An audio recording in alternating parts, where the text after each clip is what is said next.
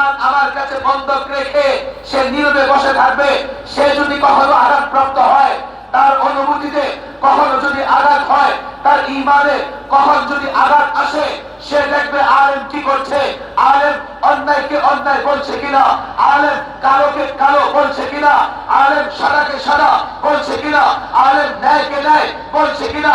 এ জাতির যুবক যখন দেখবে নো নেভার, আলেম তার দায়িত্ব পালন করছে না, খতিব তার দায়িত্ব পালন করে না, ইমাম তার দায়িত্ব পালন করে না, পরিবর্তন করে ফেলবে আলেমকে, পরিবর্তন করে ফেলবে ইমামকে।